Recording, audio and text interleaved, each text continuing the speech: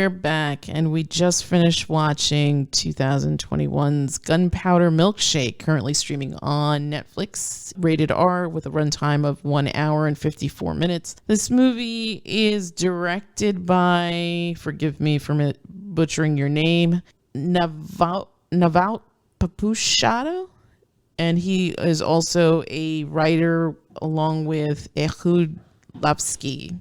The story tells, well, it goes back and forth. There's a little bit of flashback to the past, but the story centers around Sam, Karen Gillan, who is the daughter of Scarlett, played by Lena Headey, and who is a just badass assassin, I guess, who gets into a bit of trouble with her employer and then has to go out on the lam, leaving Sam behind.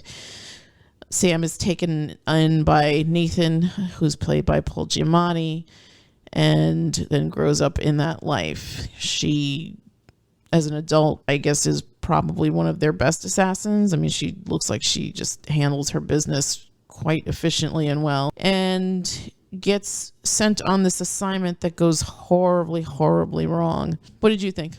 I thought it was okay. Just okay? Just okay.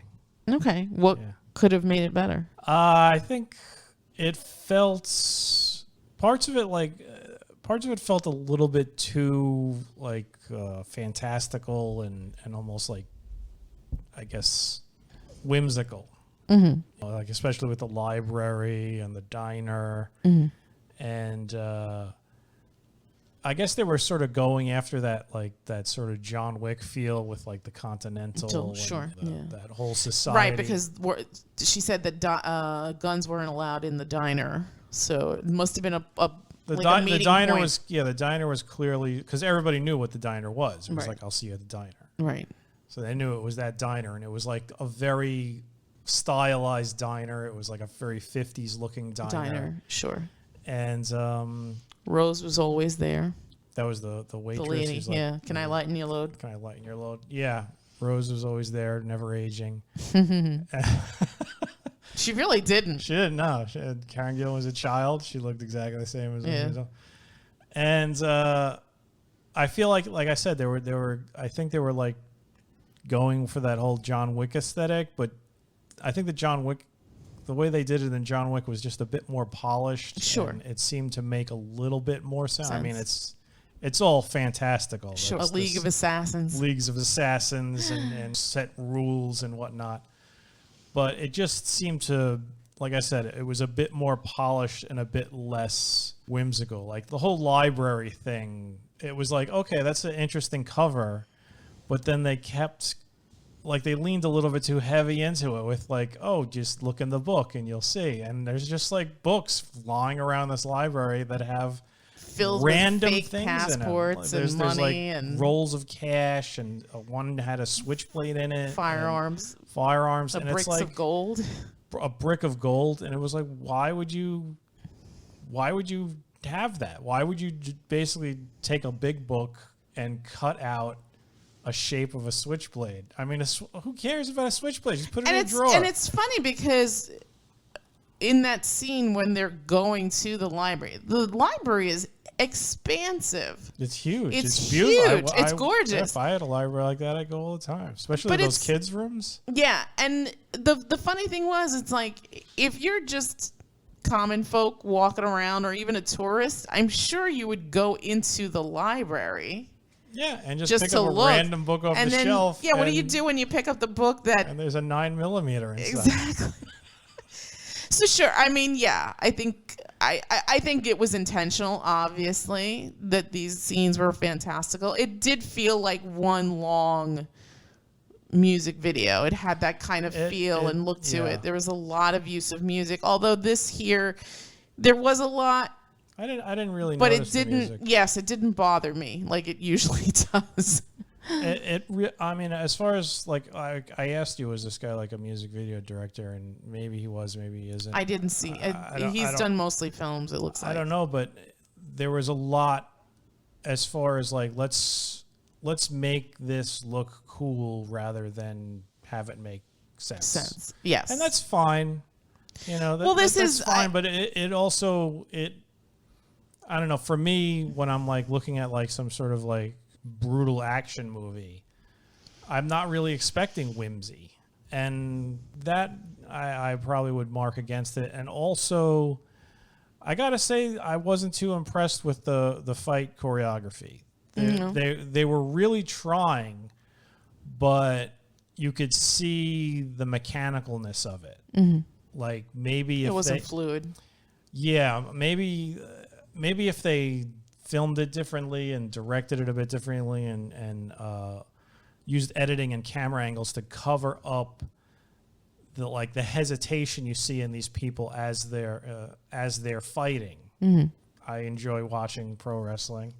And how did this get in the conversation? Well, because when you watch a pro wrestling match, listen, you don't like it. But you have been dying to have pro wrestling enter the chat. This is relevant. A good match, you will not be able to pick up the choreography, and that's the thing that makes pro wrestling amazing. Is that these guys are doing live fight choreography for your entertainment, and they get one goddamn take. And a real pro, it'll look smooth. Whereas if you see two rookies at it, you'll see the moments, choppiness of it. The moments where like they go for the punch and the person will stop a little bit too short. And to me, I was watching like especially the fight in the bowling alley, and I could see there was like some choppiness there, and even in the fight in the hospital hallway. A little bit of just chopping. It just wasn't as smooth as you'd expect or as we've come to expect from these films. And you could see that, I mean, there was like a real big homage to the Raid 2 in this movie. And if this guy was watching the Raid 2, he should have known the choreography has to be seamless, and it has to be in a partnership with the editing and directing. Yes, you got to cover up those flaws. You got to make it look fluid, and you got to make it look hard hitting and brutal looking. Yeah.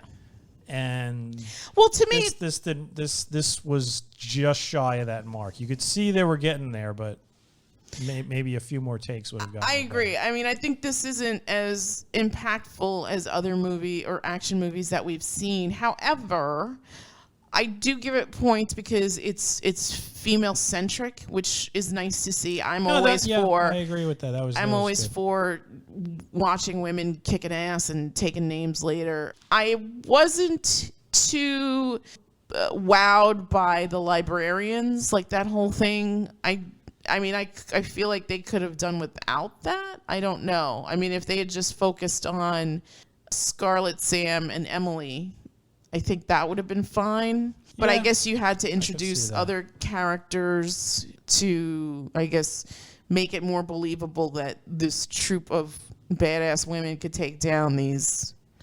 I mean, they were killing a lot of people. They were killing a lot of people, It was a huge amount of people, and they hadn't even, that was like just like one crime organization. Right. I mean, they do a good job. Another thing that kind of bothered me. You found something else. Yeah, it just reminded me in that library scene. Carla Gugino, she's in that van. She's got a freaking minigun. A minigun. Yeah. And it's just that guy's nephew. Yeah. And she's just blindly firing. Like, it was like you have a scene where you have somebody with a minigun. They should be killing like at least thousands of people, 20 or 30 bad guys. Yeah. At least. Yeah. It's a minigun. Yeah. And if you don't know what a minigun is, it's basically like a Gatling gun. It spins and it's firing nonstop bullets. Man. And these bullets are generally like pretty decent caliber. They should be tearing through walls, ripping people in half. Usually when you see somebody getting hit by these things, they're basically getting bisected or something like that. Yeah. And she's firing just wildly. Yeah. Well, I get the impression that she killed 3 people. I get the impression that she wasn't really the muscle in that team. I think if anything, it was Scarlett, Anna Mae, and Florence. Yeah, maybe she wasn't the best hand-to-hand, but then again, she's like, oh, my favorite tomahawk. I mean, if you're going to have a tomahawk as your Weapon of totem choice. weapon, Yeah. you clearly know how to use that. And she But put she'd up, already she been put up, shot she at put that up point. a decent fight, and she was shot. But the issue, I mean, I just feel like an opportunity was wasted. Fair enough. All the people killing in that, like Karen Gillan, especially with and that Lena instrument. Headey, Yeah. they killed way more people than she did, and they had Karen Gillan had sticks. Yeah. And Lena Headey had handguns with bayonets on them. That was so cool looking, It was nice. Yeah, she was stabbing people and shooting them and stuff. She had a minigun. She got 3 people. Fair enough. Well, like I said, I get the impression that her character really wasn't like a muscle as opposed to the other ones. I'm not talking about that. I'm just talking about the choice. Yes, the directorial choice to waste that with that character. It's right. sort of like, oh, we want to have this amazing car chase, and you end up like filming people on bicycles or something. Right. It was just no, fair enough. And I think in the scenes where you're seeing it, like the point of view outside of the room where you're seeing the guy's nephew, there's all these holes in the wall, and it's like, well, why isn't he dead? Because because he was standing behind one wall. Right. Because he should have been dead because there were holes behind him. So technically, those bullets went right through those walls, and they should have permeated him as well. That's the thing. It's like a ridiculously powerful gun. Yeah. When Jesse Ventura had it in Predator, he basically cut a forest down with that goddamn thing. Right. So. Well, I think I don't think there was directorial choices. Sure. I mean, I'm assuming that the research on this wasn't really well thought out because they would have caught those things in the pre or post production. But maybe I think this was still kind of like a kind of airhead bubblegum popcorn summer fun movie. I think the whole purpose of that minigun scene was to show the little girl listening on the headphones and the shell casings coming down in slow motion. I think it was just like which is a very. I think he was just like, I want this shot of this kid being rained down on with shell casings in slow motion, and he loved slow motion. Yes, he did. He loved slow motion when Karen Gillan and Lena Headey were like battling for their lives. Yeah. There was a lot of that. And the other two are like, all right, we got to go. We can't leave. We got to help. Right. Are they running? No, they're walking in slow motion. So it's not even like they were running in slow motion. They were walking in slow motion to the scene of the battle. And it was okay, well, because it looks cool. Well, I think this particular film it's just fluff. I mean, it's just like summertime fluff. This is definitely this was like super fluff as far as an action movie goes. It did have, some decent sequences, people getting shot and flying through the air and stuff like that. Heads coming off bodies. There was one decapitation, but it was like real fluff. Like this was like a cotton candy action movie. Yes, and I was gonna say I think that was the sole purpose of this film. I don't think that they were really going for like gritty urban portrayal of assassins. This was just kind of like shoot 'em up, kind of sit back, turn off your brain, and enjoy the ride. It's not a short movie. It's an hour and 56, I believe, which is fairly long, but it didn't feel long. I mean, I don't feel like any of it dragged. I think it was decently paced for a long movie. I think the look of the film, the color palettes, the locations, the set decorations, the costuming, all really worked here. Again, it's not anything that's going to wow you, but if you are in the market for some new entertainment, this just came out not too long ago on Netflix. So I would give it a reco. I think it's worth a look. Again, it's not the best thing I've seen. It's not the worst thing I've seen. lately I've been watching a lot of movies where I feel that quote unquote violence is part of, or the art of violence as part of the story. And this definitely fit that bill for that. And like you mentioned, I think that some of the fight sequences were a little lacking, but they were serviceable, right? Yeah, they were serviceable. They were. I mean, I have seen some way better stuff. I mean, yeah, of course, there's just amazing stuff, but I've also seen way worse stuff than this. Sure.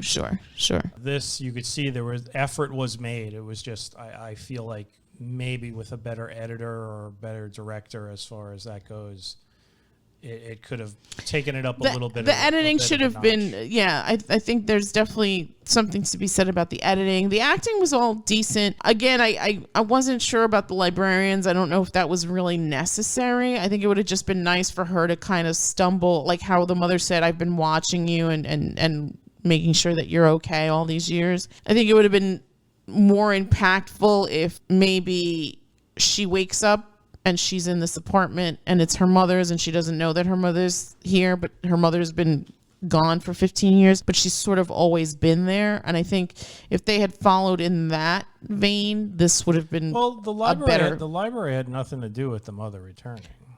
No. The library didn't have anything with the mother returning, but I think that kind of veering the story to have to include the library, to have to include the women of the library, and to kind of bring that into the story took away from something that could have just been more streamlined and like better. Because in my mind, I'm like, this was an okay film. This could have been better. And how could it have been better? In my mind, they should have done away with like the library. I agree with you. They should have done away with the library, the ladies of the library. The tone of the library was out of place. Yes, it wasn't really needed. I feel like it was like this magical oasis where guns come out of books.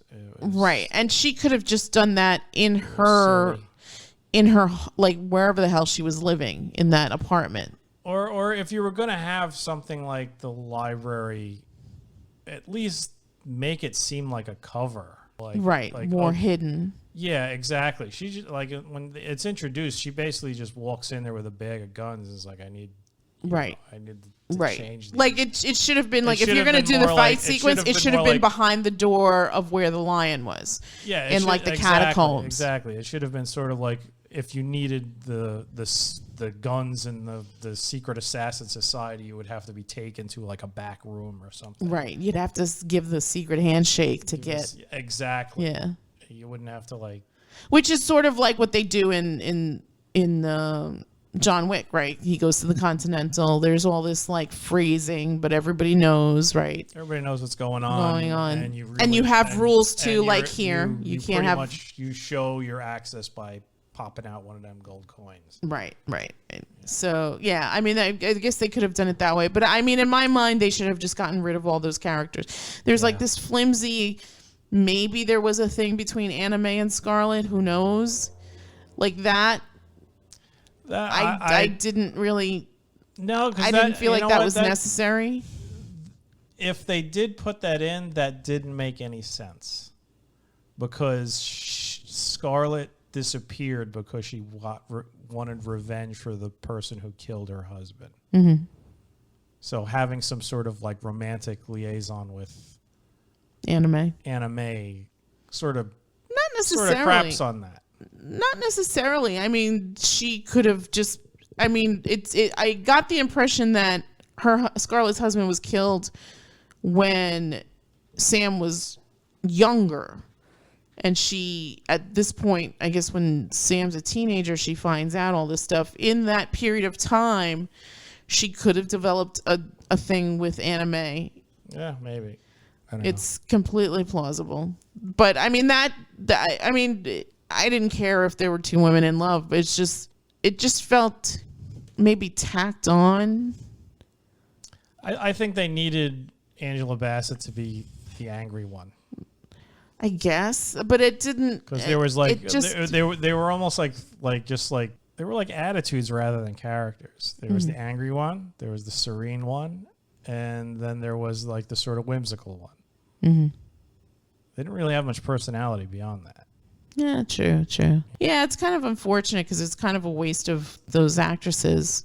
And they're all decent. Like, I love Carla Gugino. I love Angela Bassett. I love Michelle Yeoh. But if you didn't have them, this movie would have been fine, too. I really wish they had just focused on Sam, Scarlett, and Emily. Absolutely were not necessary. Yeah. That's what I mean. Like, it should have been, like, almost like kind of like an absurdist take on a family drama. It's funny. We just watched Riders of Justice, which is sort of like, it has elements of a family drama where this traumatic event happens and then just the ripple effects of what happens afterwards. This thing could have been the same thing. It could have been, here's a woman who is an assassin, which is not a traditional career path, and how she's separated from her daughter, but she's always kind of been in the background, right? Yeah, and she says as much, but there's really nothing. There's really no proof to any of that.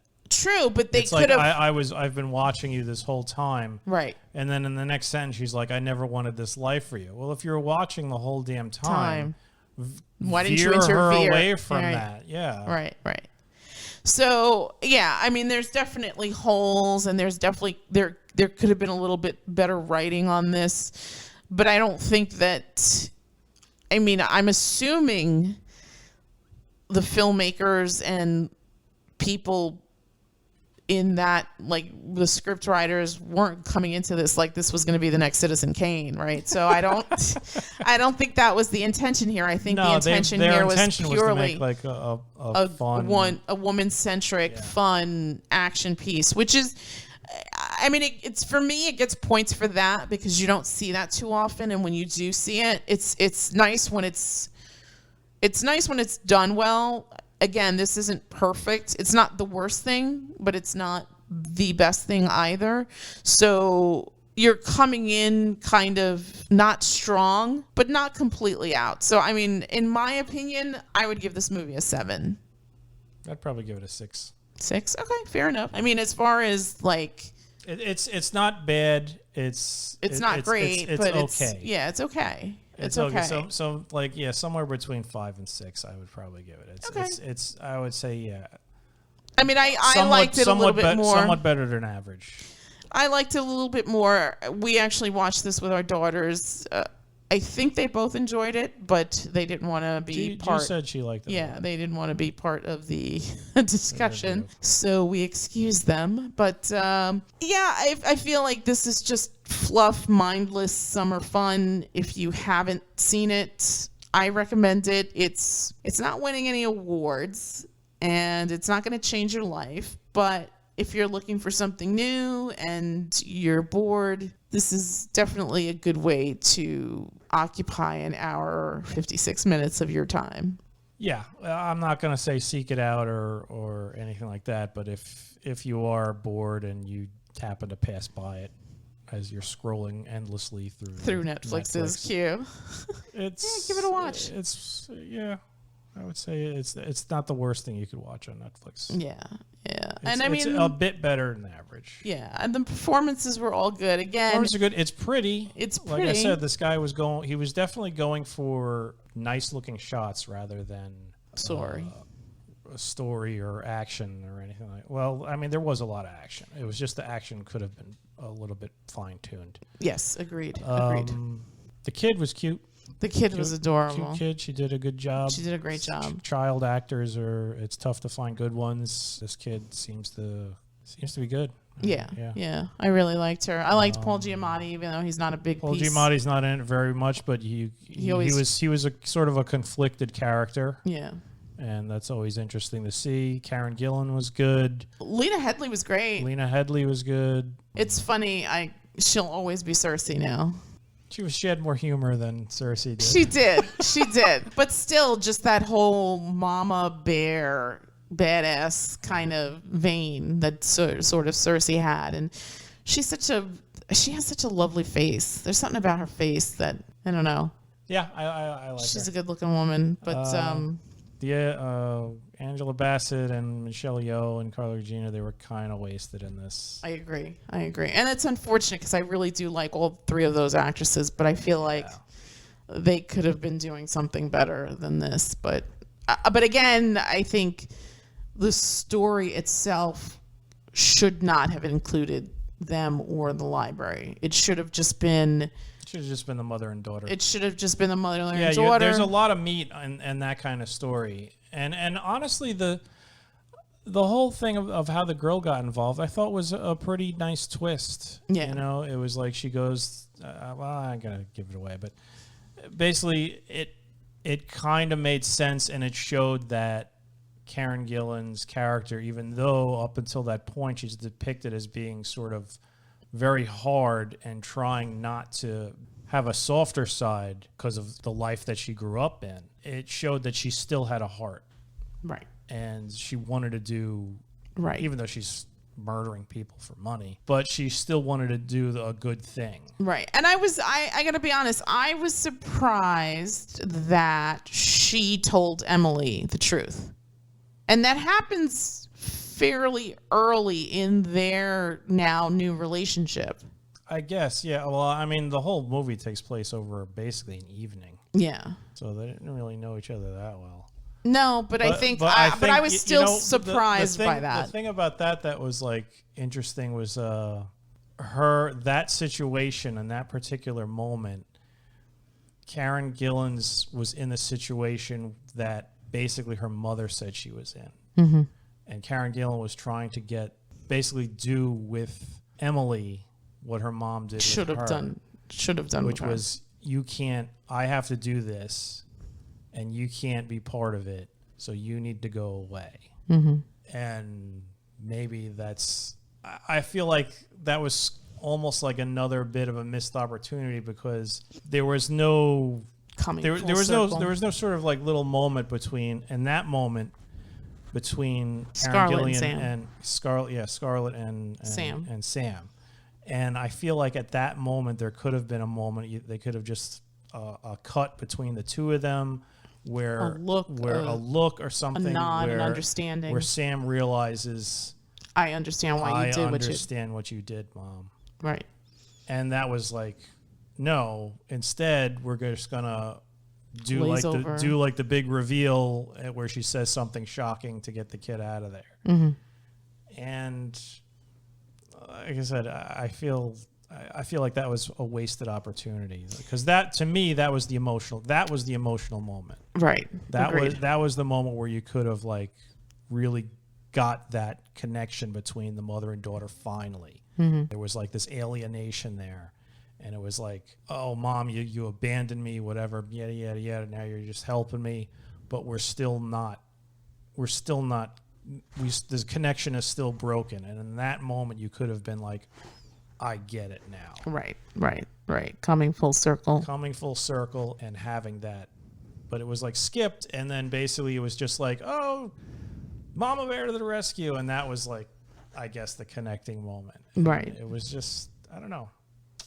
It felt like it was sloppy. Like they dropped the ball there. Yeah, it was sloppy for sure. No, I mean, I think the thing, again, when I watch movies and I'm like, this could have been better, I always try to think of what could have made it better. I agree with you as far as editing. There's definitely were parts of it that could have been shaved off. But I think the real problem here is the script. I think that they were going for these like little moments without really understanding the story itself. And the story could have been so much better and more impactful if they really had plotted out from start to finish where they were, where the substance. Yeah, exactly. And I think, again, it shouldn't have had the librarians. It shouldn't have had the library. It should have just, again, been Scarlett, Sam, Emily. Like, it's almost like a generational thing. Like, This is a family business, right? Yeah. It went from Scarlett to Sam, and Sam's now going to pass it on to Emily, who is, by proxy, I guess, her daughter, right? And she even calls herself her protege in the film. Apprentice, right? Yeah. So in a way, she's kind of like the surrogate daughter. And maybe in this incarnation, at the end where they drive off into the sunset and opportunities and whatnot, maybe this is the part where Sam and Scarlett mend their relationship and help Emily, because now she has nobody, she has no family, right? Help Emily and raise her and do the things that they maybe had wished they had done with each other with Emily so that she can have a future. Yeah. Did you give it a number? Oh, you said between 5 and 6. Okay, I'm going to give it a 7 only because it's pretty and it's girl-centric, and I like a lot of these actresses, and I like Paul Giamatti, and I like the guy from The Terror that was the nephew. He doesn't really have much to do, but he doesn't once have again, much to do, playing a prick. I mean, if you haven't seen The Terror, go watch the first season of The Terror. Go watch the first season of Terror. It's awesome. Yeah, but he's interesting. Although, well, whatever. I was going to say, I keep remembering that he was in that awful Christmas Carol remake with Guy Pearce, who I love, and I really wanted that to be better. That was he. But he didn't even list it on his IMDb page, which is like, he must have been super embarrassed. I'm sure he wasn't embarrassed about collecting that paycheck, but that was, I mean, that was really was terrible. Yeah, that if we're on the theme of just dropping the ball, that was that was a big one. And that's unfortunate because I love Guy. Oh, sorry, we're getting off. Yeah, we're going on tangents. Let's just sorry. Okay, so again, if you haven't seen it and you're looking to kill 2 hours of your time, or maybe you want to fold some laundry and need some background noise, I totally recommend the 2021's Gunpowder Milkshake. I couldn't remember the name for a second. I was like, what the hell is this movie called? Karen Gillan action movie with Cersei. And the guy from The Terror. I know, nobody has a name anymore. The little girl from My Spy with Batista. Okay. That's it from us. All right. And we'll come back with another review soon. Good night. Good night.